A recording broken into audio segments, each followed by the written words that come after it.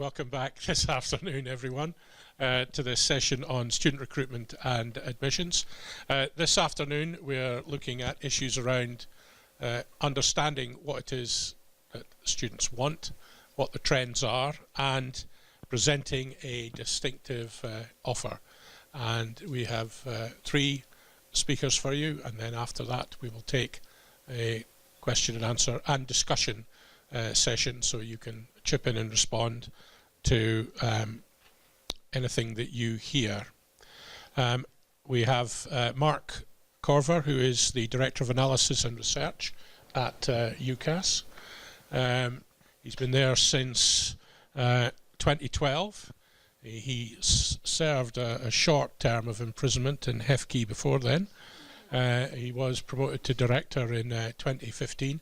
We heard this morning about the importance of data and being able to analyse and respond much more quickly to what is happening in the student market. So, Mark, over to you, and we look forward to your comments and contribution.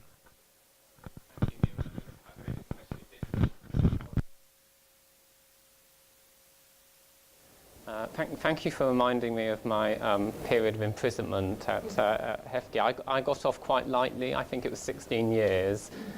Many of my colleagues are still there, and I had a lot of recognition with some of Aaron's comments this morning about.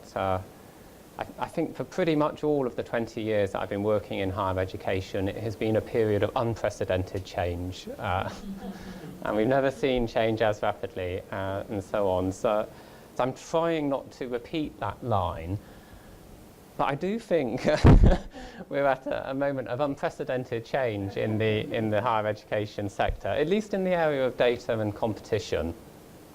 And colleagues who know me well will know my preferred mode of presentation is the sort of Lawrence of Arabia 4-hour epic with a half-hour interval in between, whereas Neil steered more towards, was it 10 minutes or so? So I've taken a slightly different approach, and I just wanted to share with you just some little kind of cross-sections of things that are going on around competition and data that we can see at UCAS, both in the data itself and by the work we do with institutions. And I wanted to think about it in terms of different phases of competition. Now, for me, the first phase of competition in the modern world was post-2012, and we've not mentioned it explicitly today because it's all so obvious to us now, but the raising of fees and what that meant, and more importantly, the removal of number controls and the positive response to students to both of those, that was a really big moment for the sector and introduced competition in the way that we normally understand, in the way that we now understand it. And I would characterise the response of the sector in that first stage to be effective but undifferentiated. And the main response was to make a lot more offers to people who had applied. That was it. And applicants benefited from having a lot more offers, and the universities who benefited most were higher tariff universities who both had a low offer rate initially, so they had lots of scope to increase it, and they found that they were very attractive to applicants, and where multiple universities were offering to a student, the higher tariff university would normally win. And higher tariff universities went on to capitalise on that. They made the offers, they picked up those firm choices, and then when results came, they confirmed those students and they took them in, and they grew at some expense of average entry grades. So the floor for entry to a higher tariff university went down by about 1 grade as they pursued a strategy of expansion. Now, lots of other things were going on in that first phase. Medium tariff institutions were competing with lower tariff institutions. Students were enjoying it. They were having more choice than ever before. Entry rates were being driven to record highs. But I would characterise that first phase as the easy response to this competitive environment. it was effective, but it was easy, and its potential has now mostly been used up. I think maybe the sector, maybe we all felt actually we had got the hang of this new market and the competitive responses to it. But then we had that shock earlier on this year where we had a reduction in the number of applicants applying to UCAS, our sort of January deadline, a reasonably rare event. We've had the January deadline for about 20 years, and that's our third ever fall. And I think out of those 3 falls, it was probably the most surprising in that there wasn't an immediate and obvious trigger for it. We subsequently looked at it in depth, and we now know pretty much exactly what caused it, but I don't think it was widely anticipated. And it's had another really interesting feature. Unlike previous occasions, that the patterning of this reduction in demand is very rich. Here's a really obvious example. There are different patterns for different domicile groups, but there's some extraordinary patterning by age as well, and by subject. So it's a very differentiated shift in demand. And because of that, and because of those easy, simple responses, such as just making more offers to people who apply, I think what this is going to do is accelerate the movement of the sector into what I would say is the next phase of competition. And I think it's going to be much more differentiated, much more distinctive, to use the title of the conference.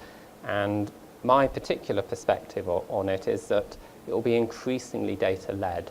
The data will be used to define the differentiation and then to condition the responses to it. Now, this is going on in lots of universities in lots of different ways, but I just wanted to draw out 2 examples. This isn't the totality of the story, but just 2 examples from things we've been doing recently with universities at UCAS. The first picks up some of those themes from this morning, actually, about geography and local and national and international. And I think we'll see much more sophisticated data-led differentiation of where to look for students, where to find this pipeline and to cultivate it. Now, this is rested for me on the fact that despite this internationally unusual situation in the UK, where we've got very high population density and very high density of universities, almost all higher education in the UK is local to some extent. Most universities describe themselves as national and believe that they're national, but the evidence is very clear. Some universities are intensely local, others are regional. There aren't really, well, there's just a handful of universities you could truly describe as national. And that's true, not just because you happen to recruit a lot of older students who have geographical ties, but it's also true here for, as we can see, for mobile 18-year-olds.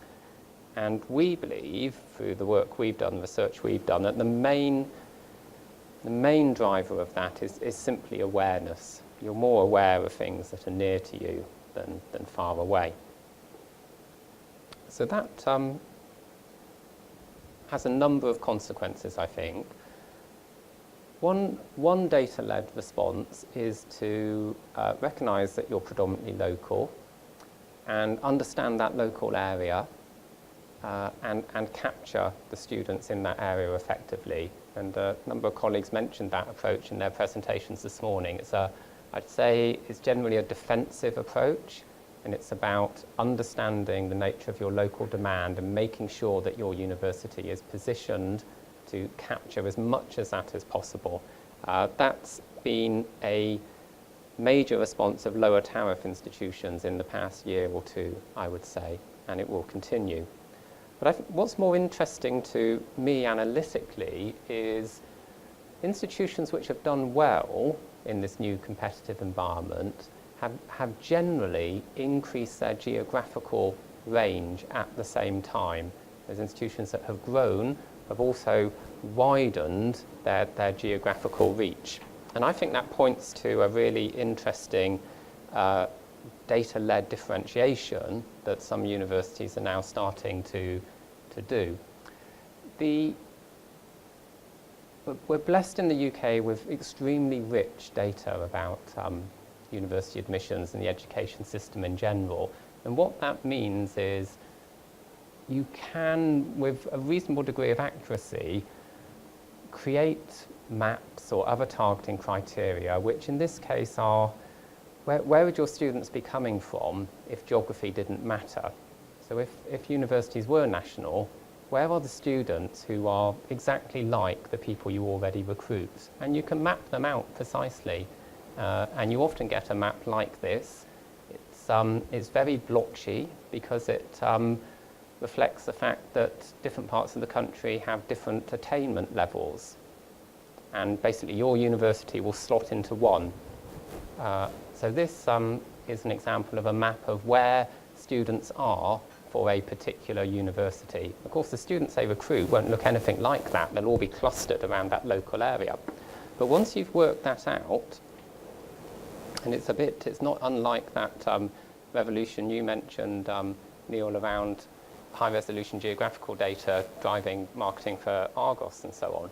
Once you've been able to define precisely who your students are and where they are, you can then aggregate them up, and you can use differentiated attraction strategies, reaching deep into that pipeline. You might structure it by school, or you might structure it by locality, and essentially there your marketing would be trying to reduce or eliminate the effect of distance, so that you expand your geographical footprint. And it was interesting to hear so many colleagues this morning talking about accommodation and the role that plays, because from our survey evidence anyway, the key tool to destroy distance in recruitment is to persuade students that they're going to have somewhere attractive and affordable to live, and that lets you bridge that gap. So that's one example of where applying methods to rich data and thinking carefully about what you want to do as an institution can lead you to get some very, very high yield new marketing initiatives to grow. I just wanted to give one final example, which was a bit sort of longer term in perspective, and that's around what you should be building as a university, sometimes quite literally in terms of new schools. Now, you'll know that the aggregate demand picture, at least for the full-time undergraduate study that we handle at UCAS, looks quite subdued for the next few years. These come from our forecast models, which take a whole lot of things into account. The main determinant in that reduction there is the continuing fall in the size of the 18-year-old population. But we're also seeing more and more of an effect from those record high entry rates, which the sector has driven since 2012, depleting the demand from older cohorts, and that's really beginning to show up now in 19, 20, all the way up to 25. So the environment is going to remain tough overall, but it's just like we've seen this year, there are going to be differentiated changes in demand from different types of students, and that has one immediate and various obvious implication. Because students of, say, different ages or from different domiciles tend to have particular subject preferences, even change in, say, the ratio of 18-year-old applicants to older applicants will aggregate levels of demand for different subjects, hardly any of which there you can helpfully read on the screen, but I'm very, very happy to talk about those later. Now, if you put on top of that, again using some of these data techniques, extrapolations and modelling of how people's subject choices for each of those little pools of demand have been changing through time, you begin to get some very different scenarios for the level of demand for different subject areas in, say, 5 or 6 years' time. Now that's obviously quite important if you're at some strategic turning point about whether you invest in one subject and close another department or another. And What's again exciting about some of these recent innovations in data and the forecasting models is we've found it's now perfectly possible to conduct that sort of analysis at an individual university level. So taking account of that sort of microclimate that you're recruiting from and extrapolating forward the changes in that. So now we're at a place where universities can, I would say, make some quite heavyweight strategic decisions and do so about in the light of a sort of informed data framework rather than judgment. And not only that, the same technique will give you a flavour of what your students are going to be like in the future. I mean, do you know what your ratio of 18-year-olds to over 20-year-olds will be in 5 or 10 years' time? What their demand will be for accommodation, or even what it is that they value out of university experience? Again, going back to some of the presentations this morning, you know, is your demand pool shifting towards those type of students who value the social interaction side of university more than the academic content? And if so, what are you doing to prepare for it? So just two sort of small cross-sections, as I said, of ways I've observed in that data is beginning to change how universities think about recruitment and attraction and their strategy. It's not the only response to this competitive market, and many of those approaches outlined this morning about social media, building alumni networks, letting people create their own content and so on. That's all going to be part of it as well. But my advice is, I think when we're looking at the winners and the losers in, say, 5 or 10 years' time, those universities which have been able to implement some of these data-led techniques, which would simply be a catching up in many ways with data-rich industries which have been in competition for much longer, those universities are much more likely to be in the winner section, I would say, rather than the loser section. Thank you. Thank you very much. Excellent.